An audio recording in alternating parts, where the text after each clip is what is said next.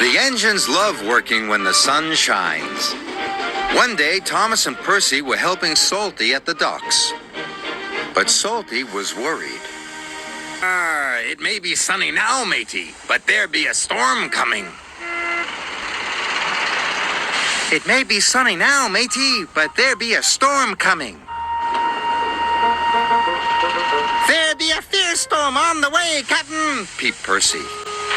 Salty knew they were making fun of him. He felt sad. Later, Sir Topham Hatt arrived. I want you to fetch Fergus from the smelter's yard, he said. His driver doesn't know the line. Aye, aye, sir, replied Salty sadly. Salty was glad he was going to the smelters. He didn't want to stay where he wasn't liked. What's wrong? Asked Emily. Nobody likes to be made fun of by silly tank engines. And he huffed away. Emily knew she had to find Thomas and Percy immediately. Those be dark clouds, matey, whistled Thomas. There be a fierce storm on the way, Captain, peeped Percy. Emily was cross. It's not nice to copy the way others speak. You hurt Salty's feelings. We were just having fun, said Percy.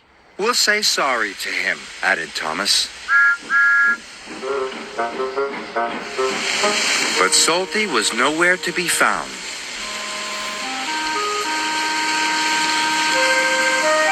Thomas and Percy were worried. Fergus was waiting for Salty when he arrived at the smelters. Right on time, congratulated Fergus. Aye, but there's a storm coming, said Salty. We must hurry. Soon they were hooked up and on their way home. Salty was right about the storm. It was a fierce one. The ships at sea depend upon the lighthouse to keep them safely off the rocks. But now there was trouble.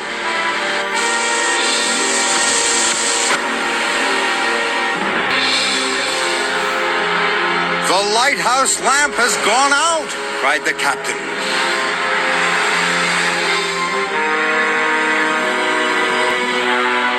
Salty and Fergus were fighting their way through the wind and rain. Then Salty saw a lantern ahead. The lighthouse keeper was waiting for him. Our lighthouse lamp has gone out. Our generator is broken. Salty had an idea. Fergus has a flywheel. It could power the generator. Hurry, shouted the lighthouse keeper. Fergus's flywheel was attached to the generator shaft. Without the lighthouse, the ship was steaming towards the rocks.